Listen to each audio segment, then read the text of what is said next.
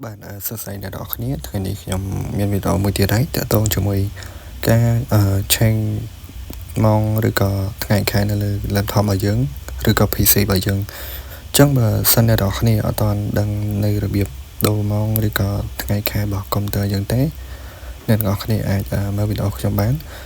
កាលណាខុសម៉ោងក៏អាចធ្វើឲ្យកុំព្យូទ័រយើង slow ឬក៏យឺតដែរអញ្ចឹងអ្នកនរគ្នាអាចមើលឥឡូវ time zone ឥឡូវគឺម៉ោង 8 តែនៅលើកុំព្យូទ័រខ្ញុំគឺម៉ោង 9 អញ្ចឹងគឺម៉ោងអត់ត្រូវទេតើតោងជាមួយថ្ងៃក៏ខុសដែរកុំព្យូទ័រខ្ញុំថ្ងៃទី17ហើយខែ6តែ time zone នៅខ្មែរយើងឥឡូវគឺម៉ោងថ្ងៃទី8ទេអញ្ចឹងអ្នកនរគ្នាចង់បដូរចូលមក search ពាក្យថា time អញ្ចឹងអ្នកនរគ្នាអាចបើក change time change date and time ហ្នឹងនៅលើហ្នឹងមកដោយសារកុំព្យូទ័រកាលណាខំម៉ោងគឺ slow ដូចកុំព្យូទ័រខ្ញុំចុចបើកវា slow តិចចឹងវានៅ loading យូរដូចនេះកុំព្យូទ័រអ្នកនរគ្នាក៏ slow ដែរបើមិនជឿអ្នកនរគ្នាអាចតេស្តដាក់ម៉ោងឲ្យខុសបានគឺ slow ខុសពីធម្មតាអញ្ចឹងណាតែវាមិនមែន slow ខ្លាំងទេអញ្ចឹងអ្នកនរគ្នាអាចចូលមកពេលមកចូលបែបនេះហើយអ្នកនរគ្នាអាចមើលបានវាមានកន្លែងមួយset time zone automatically អញ្ចឹង time zone បើយើងបើកហ្នឹងមានន័យថាវាចាប់ time zone នៅខ្មែរយើងអូតូបូក7អញ្ចឹងគឺម៉ោងត្រូវហើយ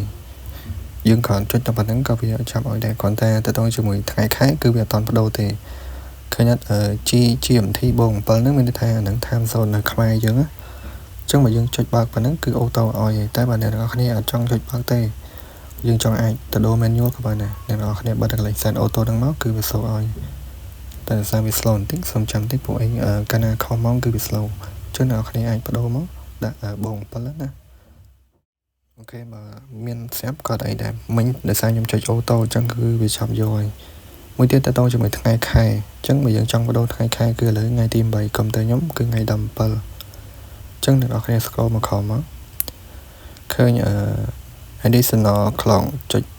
យើងចុចចូលក្នុងហ្នឹងមកគឺនឹងមានកន្លែងបដូរថ្ងៃខែបានអញ្ចឹងចូលមកដល់អ្នកនរគ្នាចុច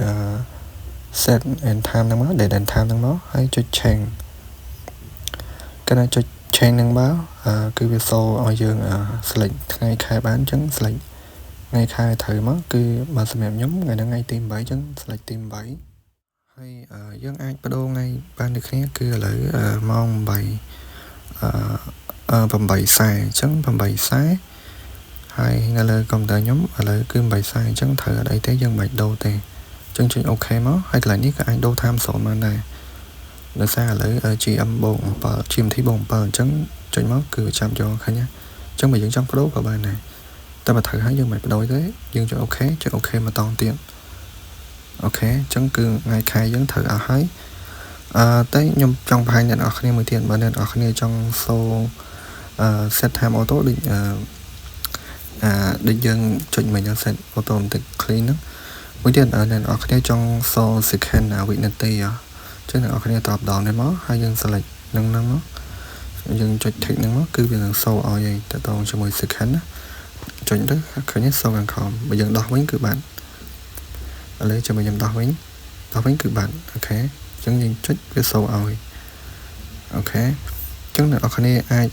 បើយើងបិទឧទាហរណ៍យើងបិទធំ set time zone so on taskbar វាមានមិនសិនឲ្យដាក់ថា taskbar អញ្ចឹងយើងចុចបិទគឺបាត់អញ្ចឹងបើអ្នកនរគ្នាបាត់ម៉ោងឬក៏អីអត់សូអញ្ចឹងចូលមកបើកកន្លែងហ្នឹងមកគឺបានហើយមួយទៀតបើកុំព្យូទ័រអ្នកនរគ្នាម៉ោងត្រូវហើយតែនៅពេលដែលបិទបើកមកវិញគឺម៉ោងខុសរហូតគឺដោយសារថ្មស៊ីម៉ូនៅក្នុងកុំព្យូទ័រយើងខូចអញ្ចឹងខ្ញុំមានរូបបង្ហាញទៅតជាមួយថ្មហ្នឹងអ្នកនរគ្នាអាចយកទៅឲ្យជាងនៅកន្លែងជាងជួសជុលកុំព្យូទ័របដូរឲ្យក៏បានឬអ្នកនរគ្នាទិញយកមកបដូរខ្លួនឯងក៏បានដែរយើងដោះខ្នងវាពីខាងក្រោយទាំងមកយកមកខ្ចោមកគឺឃើញថ្មនោះហើយនៅលើ PC ឬក៏ desktop យើងមានអញ្ចឹងក៏ដូរទៅគឺបានដូចដើរត្រូវវិញ